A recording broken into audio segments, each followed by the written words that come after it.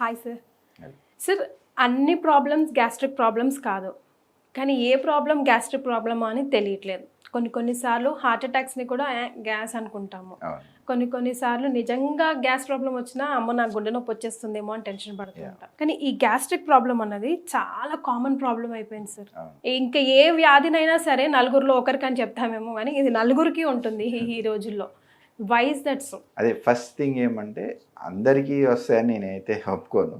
కాకపోతే ఎవరికైతే ఇప్పుడు రావడానికి మోర్ కామన్గా రావడానికి రీజన్స్ ఏమంటే వారు ప్రాపర్ లైఫ్ స్టైల్ కానీ, ఒక టైంకి తినడము, ఒక బయలాజికల్ క్లాక్ని రెస్పెక్ట్ చేయకపోవడమే రీజన్ ప్రాబ్లం అంటారు. ప్రాబ్లం అంటే పర్టికులర్లీ ఇన్ సిటీ పాపులేషన్లో ఒక టైంకి తినక లేదంటే లేట్ నైట్స్ తినడము. ఒకరు ఉద్యోగం నైట్ చేస్తుంటారు, కొంతమంది డే టైంలో చేస్తారు. వాళ్ళకు మనం ఇదే టైంలో తినమని చెప్పలేము. వాళ్ళ లైఫ్ స్టైల్ని బట్టి ఏదో ఒక 2 or 3 times ఫిక్స్ చేసుకొని, అంటే వాళ్ళ మీల్స్ టైం అది కరెక్ట్గా ఫాలో అయ్యి ప్రాపర్గా డెఫినెట్లీ సెల్ఫ్ మేడ్ అంటే మనము ప్రిపేర్ చేసుకున్నది ఇంటి దగ్గర అయితే నాకు తెలిసి నెంబర్ ఆఫ్ టైమ్స్ బెటర్ అండి when compare to out side food కంటే. ఒకసారి అవుట్ సైడ్ ఒక బల్క్లా ప్రిపేర్ చేసినప్పుడు హైజీన్ని మెయింటైన్ చేయడం అనేది it's not easy, and quality of ingredients use చేయడం కూడా ఇట్స్ నాట్ ఈజీ. అది ఒకవేళ మనల్ని ప్రిపేర్ చేయమన్నా it is a very tough task. అందుకని అవి రెండు చిన్న బేసిక్ థింగ్స్ ఇవన్నీ ఫాలో చేయడం వల్ల. ఇంకోటి వీటితో పాటు అసిడిటీ అంటే మనం ఆల్వేస్ ఒక తిండికే కోరిలేట్ చేసుకోవాల్సిన అవసరం లేదు. ఈవెన్ దో నువ్వు రెగ్యులర్ లైఫ్ స్టైల్ మంచి యోగా ఎక్సర్సైజ్ ఇవంతా చేసినా కానీ స్టిల్ సమ్వన్ కెన్ హ్యావ్ అన్నట్టు. ఎందుకు అంటే దానికి వాళ్ళకి ఒక్కోసారి గ్యాస్ స్టమక్లో ఇన్ఫెక్షన్స్ ఉండొచ్చు. మామూలుగా అంటే బ్యాక్టీరియల్ ఇన్ఫెక్షన్. మామూలుగా చెప్పేది ఏంటంటే హెలికోబాక్టర్ పైలోరీ అని అంటాము. ఆ బ్యాక్టీరియల్ ఇన్ఫెక్షన్ ఉండడం వల్ల స్టమక్లో హైపర్ అసిడిటీ అనేది ఒక ఫేజ్లో వస్తుంది. అది that could be one reason.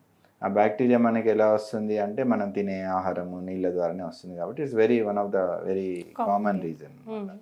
అది మామూలుగా మేము ఎండోస్కోపీ చేసినప్పుడు సింపుల్ టెస్ట్ చేయడం ద్వారా మనం డిటెక్ట్ చేయొచ్చు. That is the one thing. Third thing వచ్చేసి మీకు స్ట్రెస్ లైఫ్లో ఉండే స్ట్రెస్, యాంగ్జైటీ ఇవన్నీ కూడా యాసిడిటీకి పెంపొందిస్తాయి, అంటే ఇంక్రీజ్ చేస్తాయి.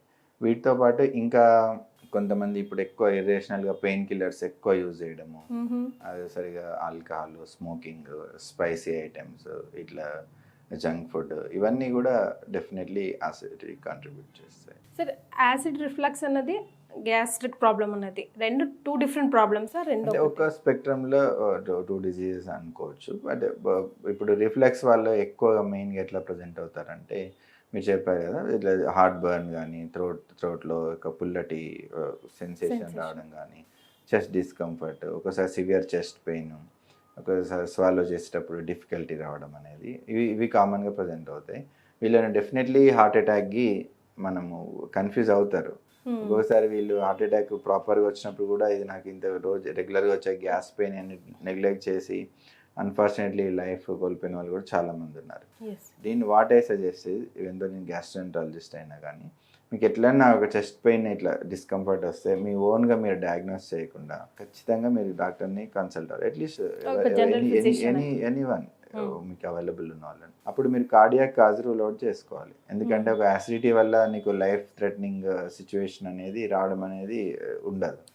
అది హార్ట్ ఈవెంట్ వల్ల అయితే డెఫినెట్లీ లైఫ్కి థ్రెటనింగ్ అనేది జరుగుతుంది. కాబట్టి ఖచ్చితంగా వాళ్ళు ఇట్లా చెస్ట్ పెయిన్, డిస్కంఫర్ట్ ఏదైనా అనిపించినా మీ ఓన్గా మీరు సెటిల్ డౌన్ కాకుండా ఖచ్చితంగా కన్సల్ట్ అయ్యి బేసిక్ టెస్ట్, ఒక ఈసీజీ, మేబీ 2Dకో లేదంటే ఒక బ్లడ్ టెస్ట్, డ్రాప్ అయ్యి అట్లాంటి సింపుల్ టెస్ట్ చేస్తారు ఇనిషియల్గా. అవి చేసి అవి లేదనుకున్న తర్వాత you can consult any concern doctor like gastroenterologist. So ఒకవేళ ఇది గ్యాస్ట్రిక్, ఇది యాసిడిటీ అని తేలిన తర్వాత దాన్ని నేను ఎక్సర్సైజ్ చేసో లేకపోతే హాట్ వాటర్ తీసుకోనో లేకపోతే చిన్న చిన్న హోమ్ రెమెడీస్తో నేను నయం చేసుకుంటా, డాక్టర్ దగ్గరికి వెళ్ళను అనుకుంటే అది ఎంతవరకు దారితీస్తుంది సార్? అంటే అదే చెప్తున్నాను, ఇందులో అందరి సివియారిటీ అనేది, ఫ్రీక్వెన్సీ అనేది వేరీ అవుతుందండి. ఇనిషియల్గా మీకు ఇట్లా వచ్చినారు, ఏదో మజ్జిగ తాగినాము, సంథింగ్ ఏదో చల్ల తినము, ఒక 2 days స్పైసీ ఫుడ్స్ అవాయిడ్ చేసినాము, సెటిల్ డౌన్ అయినాం అనుకోండి, జనరల్గా వాళ్ళు రమణ రారు. ఎవరికైతే పర్సిస్టెంట్గా సిమ్టమ్స్ ఉంటాయో, అవి తగ్గట్లేదు, చెస్ట్ పెయిన్ వస్తుంది, వాళ్ళ క్వాలిటీ ఆఫ్ లైఫ్ ఎఫెక్ట్ అవుతుంది, ఏ మందులు వాడినా తగ్గట్లేదు, కొంచెం చిన్న చిన్న వాట్ ఎవర్ మనం మెజర్స్ తీసుకుని తగ్గట్లేదు అంటే ఖచ్చితంగా కన్సల్ట్ అవడమే బెటర్. ఇంకొకటి అంటే భయపెడుతున్నట్టు కాదు, కాకపోతే ఎర్లీ స్టేజ్లో పర్టికులర్లీ ఏజ్డ్ పాపులేషన్లో ఈ న్యూ ఆన్సెట్గా వచ్చిన ఒక 30% ఆఫ్ పాపులేషన్ క్యాన్సర్ పేషెంట్స్ కూడా ఇవే సిమ్టమ్స్ ఉంటాయి, నాన్ స్పెసిఫిక్ సిమ్టమ్స్, యాసిడిటీ, ఆకలి కాకపోవడము, అది కడుపులో మంట, అట్లా ఏజ్ అట్లా. అందుకే మనం ఒక ఏజ్ వచ్చిన తర్వాత ఇంకా మోర్ కేర్ఫుల్గా ఉండాలి. ఏ చిన్న ప్రాబ్లమ్ని కూడా నెగ్లెక్ట్ చేయడానికి లేదు, పర్టికులర్లీ ఆఫ్టర్ 40 years మనం ఏ చిన్న ఇష్యూని కూడా నెగ్లెక్ట్ చేయడానికి లేదు. సార్ ఇందులో ఏమైనా స్టేజెస్ లైక్ ఇవి ఉంటాయి, దీనికి ఇవి ట్రీట్మెంట్స్ ఉంటాయి అని ఉంటాయా సార్? అవి చెప్పాను కదా, ఇప్పుడు ఎండోస్కోప్ చేసినప్పుడు మనం గ్యాస్ట్రైటిస్ ఎప్పుడైతే సస్పెక్ట్ చేస్తామో వీళ్ళకు ర్యాపిడ్, మీరు అన్నారు ర్యాపిడ్ యూరియేజ్ టెస్ట్, షార్ట్ ఫామ్లో RUT అంటాం, అది చేస్తాం. అది బ్యాక్టీరియా ఉంటే దాని కలర్ చేంజ్ అవ్వడం ద్వారా మనకు తెలుస్తుంది. మీకు ఏదైనా ఒక సందర్భంలో మా సెంటర్కి వచ్చినప్పుడు నేను చూపిస్తాను. అది టర్న్ అవుట్ ఇమీడియట్గా మనకు తెలిసిపోతుంది దాని రిజల్ట్.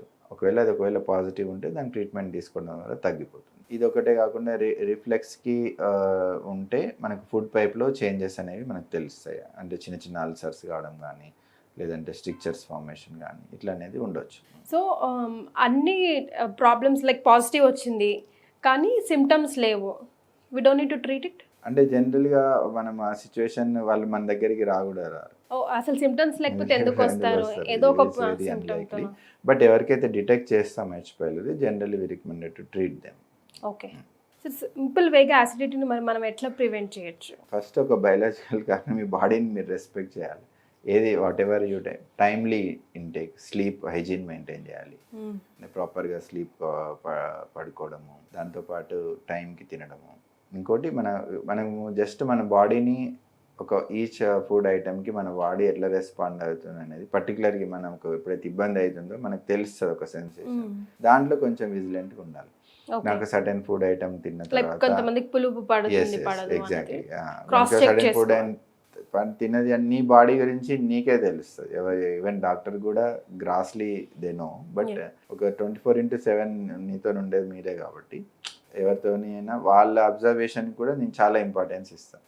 వాళ్ళు మీకు సడన్ నాకు కందిపప్పు తింటే ఇట్లా అయింది అన్నారు అనుకోండి ఫర్ ఎగ్జాంపుల్, వాళ్ళు నెక్స్ట్ టైం దాన్ని తీసుకోవడం తగ్గించాలి, లేదు క్వాంటిటీ కానీ లేదంటే టోటల్గా అవాయిడ్ చేయడం కానీ, వాళ్ళకున్న సివియారిటీని బట్టి వాళ్ళ observation equally important. But in జనరల్గా మనం పేషెంట్స్ చెప్పడం ఏమంటే, ఒక పులుపు పదార్థాలకు కానీ, మసాలా ఫుడ్ ఐటమ్స్ కానీ, ఇట్లా pain killers, smoking habit, alcohol తాగే వాళ్ళకి టెండెన్సీ ఎక్కువ ఉంటుంది జంక్ ఫుడ్ తినే వాళ్ళకు. కాబట్టి వాటిని తినకుండా ఉండడానికి మ్యాక్సిమం అకేషన్స్లో వాళ్ళు స్టాప్ చేస్తే మంచిది. ఇంకోటి టైంకి పడుకోవడము, స్ట్రెస్ రిలీవింగ్, ఇదంతా కూడా important. Adequate water intake, sleep, proper maintenance, ఇవన్నీ కూడా ఇంపార్టెన్స్ ప్లే చేస్తాయి. ఇవే కాకుండా మనం ఇంకొక కామన్ మెజర్, పర్టికులర్గా రిఫ్లెక్స్ సిమ్టమ్స్ ఉన్న వాళ్ళకి ఏం చెప్తామంటే, వాళ్ళు తిన్న తర్వాత at least you walk for some time. ఇంకోటి మీ డిన్నర్కి అట్లీస్ట్ ఐడియల్గా ఒక 3 hours గ్యాప్ ఉంటే, అంటే మీ స్లీప్ టైంకి డిన్నర్కి 3 hours గ్యాప్ ఉంటే better. Sir tea, coffee early morning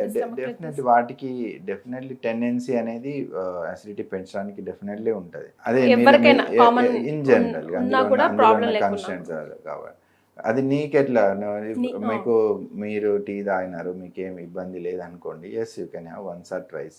ఒక రెగ్యులర్ ఒక రిచువల్ లాగా పెట్టుకోకుండా బాడీ ఏం చెప్తుందో విని దాన్ని అది మోస్ట్ ఇంపార్టెంట్. ఎందుకంటే ఇప్పుడు యాసిడిటీ అనేది మనకు ఏదో 1 day ఇష్యూ, 2 day ఇష్యూ, అది ఆల్మోస్ట్ ఇది లైఫ్ లాంగ్ థింగ్. కాబట్టి you should listen to your body. వస్తే పోదా సార్?